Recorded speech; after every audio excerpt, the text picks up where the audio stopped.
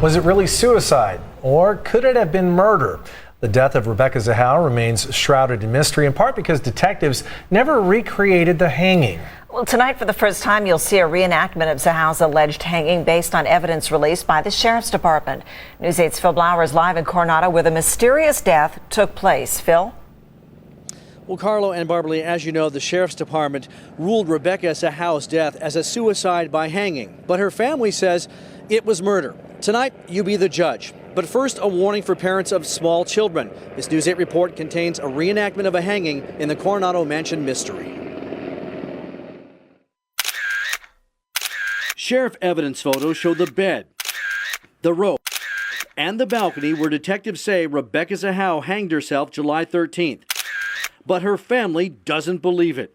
It would take a contortionist, a Cirque du Soleil performing artist, to accomplish such a suicide feat, according to Zahau family attorney Ann Bremner. With the help of a criminal justice student from Miramar College, he had found a woman hanging. News 8 put the Sheriff's Department's suicide theory to the test. I am 5'2"3/4 and I weigh 115 pounds. 26-year-old Patricia Lanham agreed to reenact the Zahau hanging scenario. She's about the same height and 15 pounds heavier than Rebecca Zahau. We start with that cryptic message painted on the bedroom door. Well, I never really paint in that large of a font. She saved him. Can you save her? Investigators believe Zahau was naked when she painted that message because they found black paint on her breasts. In fact, Zahau would have been naked during this entire suicide scenario. It would actually take a little bit of planning. This is the same type of rope that detectives say Zahau cut into 3 pieces using a knife and tied to the foot of a bed. Still didn't think of how much I need to leave. Zahau could have draped the rope over the balcony to eyeball its length. What is it from here to here? She would need about 30 feet of rope for the hanging itself. Another section of rope she used to tie her ankles, wrapping it several times in a figure-8 pattern, according to investigators. Next, the noose. A simple slip knot using 11 inches of rope. It goes around her neck over the top of her hair. Then detectives say she used a long-sleeve shirt to gag herself. The sleeves are looped around her neck, tied in a knot, and the shirt itself is placed inside her mouth. It seems like it could be impossible and it seems really odd and bizarre. Like, why would she do that? Why would she go through these steps? And it just seems highly unusual. Investigators believe Zahau bound her wrists using the same figure-8 pattern, first in front of her body. Then she would have slipped one hand out and reinserted it into the ropes behind her back.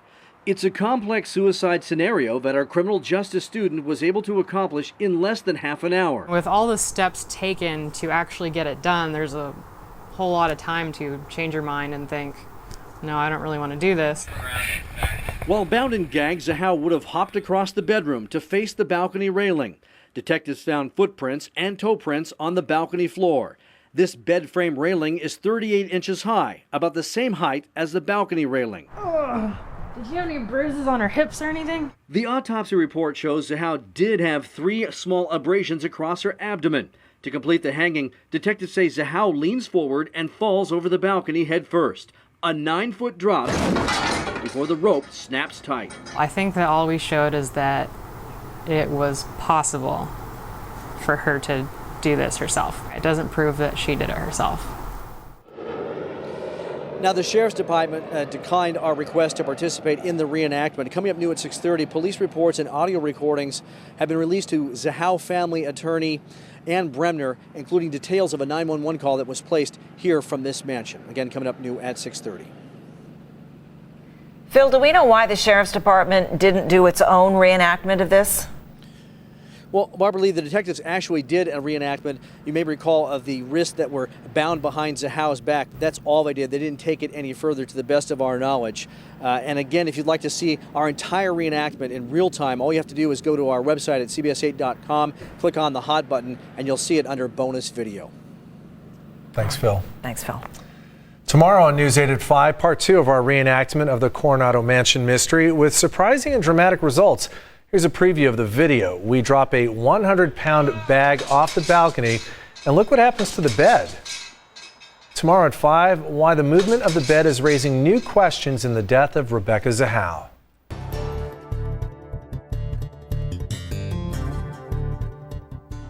It's been exactly 2 months since the Sheriff's Department announced its findings that Rebecca Zahau committed suicide. Tonight, a News 8 investigation is raising new questions. News 8's Phil Blauer is live in Coronado with the dramatic results of our reenactment of the alleged hanging. Phil. Well, Barbara and Carla, we want to say right off the bat that this is an unscientific test because it was not performed here at the Spreckels Mansion along Ocean Boulevard, but it is based on solid evidence. Take a look at what happens when we take a 100-pound bag, tie it to a bed, and then toss it off a balcony. 1, 2, 3. This punching bag is the same weight as Rebecca Zahau, 100 pounds. We tie the bag to the leg of a bed and drop it off a balcony. The bed moves dramatically. More on that later. 73-year-old Elliot Jones knows beds. He manufactured them for 30 years at his Elliot's Designs bed factory in Compton. They're direct copies of antiques. Turns out, Elliot manufactured the bed used in the alleged hanging of Rebecca Zahau at the Coronado Mansion. He identified the bed from evidence photos as a queen-size Imperial 61. Total weight without the mattress, 151 pounds. We specified heavy hitches on them of extra thick material with extra rivets so that they wouldn't come loose. Elliot gave News 8 a similar bed and frame, not quite as heavy, to use in our reenactment of the Coronado death scene. The reenactment is staged at the home of Ted Greenberg, a dog daycare operator who was one of the last people to see Rebecca Zahau alive. We had to add 50 pounds of weight to our test bed to equal the weight of the bed at the Spreckels Mansion. We used an average weight box springs and mattress, which added another 150 pounds for a total bed weight of 300 pounds. Evidence photos from the Coronado Mansion show a rope tied to the bed, and a measuring tape shows the bed moved 7.5 inches. That's the distance under the Sheriff's Department's suicide scenario that Zahau's 100-pound body moved the bed when she jumped 9 feet down to hang herself off the bedroom balcony. 7.5 inches. But does that really make sense? 1, 2, 3. Yeah! Test number 1. 300-pound bed, 7-foot drop. That's 2 feet less of a drop than Rebecca Zahau's. But the bed moves nearly 5 times farther. 3 feet. 36 inches. Maybe our mattress wasn't heavy enough, so we added an additional 100 pounds of weight just to be sure. Test number 2. This time, a 400-pound bed. You guys ready? And once again, a conservative 7-foot drop. The bed moves 20 inches, nearly 3 times the distance shown in the evidence photos. 1, 2, 3. And finally, test number 3. We raised the bag even higher to simulate a 9-foot drop, the same drop as Rebecca's. The 400-pound bed moves 37.5 inches, exactly 5 times farther than the bed Rebecca Zahau allegedly used to hang herself. News 8 informed the Sheriff's Department about our results. The spokesperson issued a statement saying our test was invalid because, quote, you don't know the exact mattress and weight, and you don't have the same carpet, padding, and indentations made by this particular piece of furniture, and you cannot simulate the exact conditions of that particular night. All set. She saved.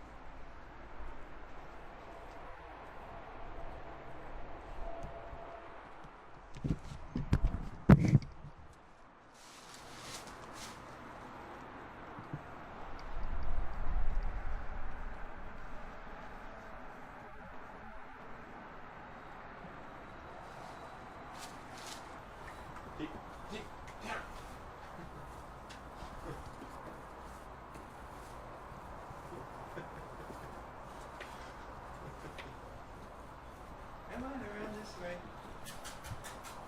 Good boy. All right, ready? Ready.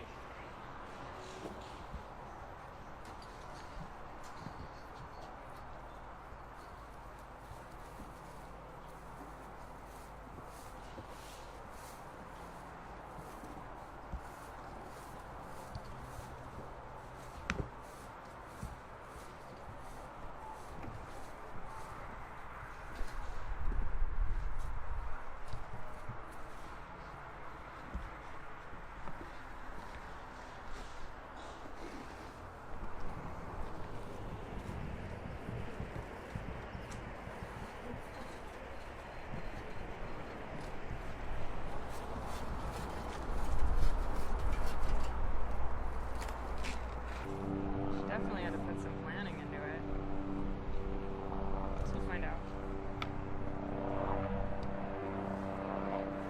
All right, should I just blow through? Yeah.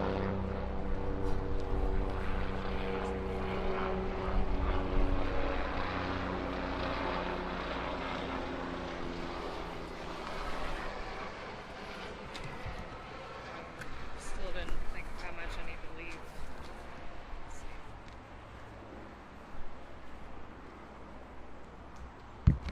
I mean, that's more than enough for me to tie it. Okay, so let's say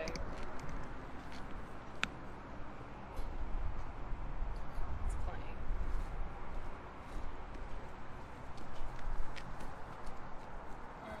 Okay, ready? Yeah. Okay.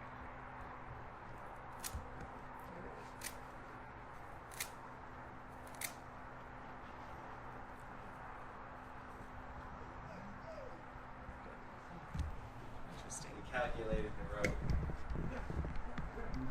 Set?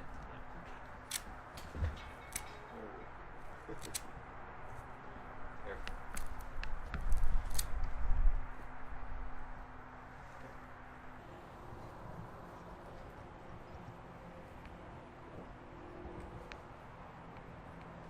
Now you want it in the right side.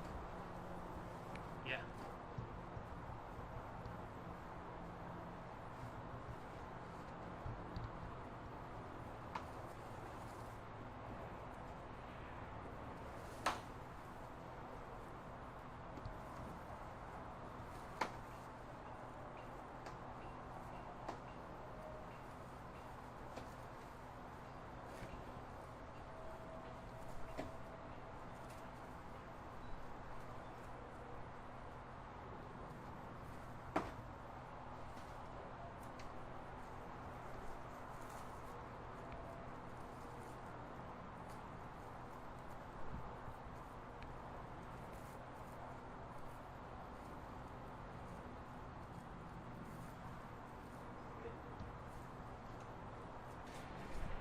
.4 inches on the free end.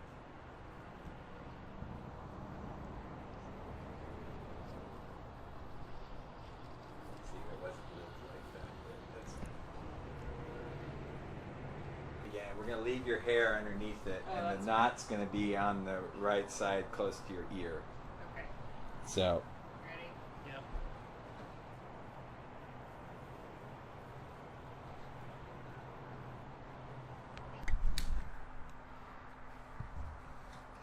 Keep going or? Yeah, sure. I'll call it. Alright.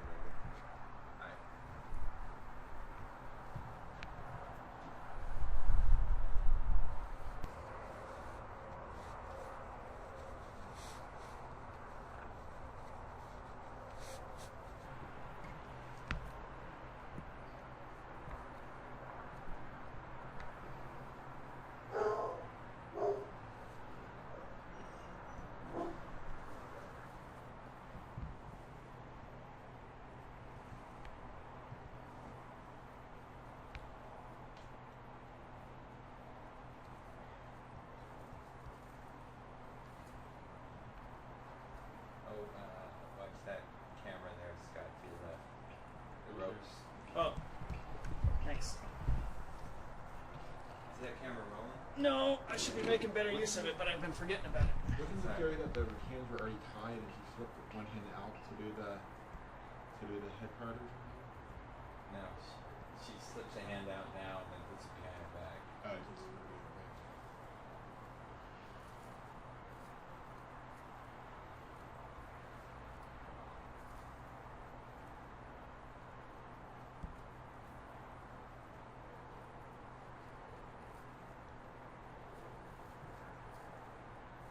good.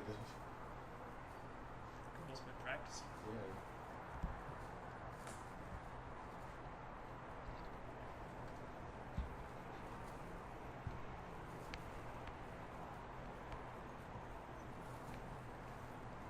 Is it tightening?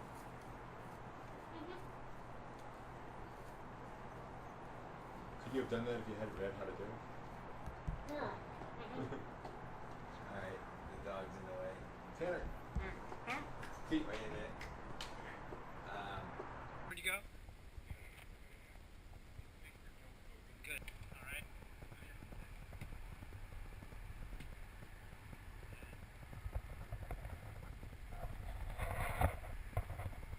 Your heel should be right here to start with.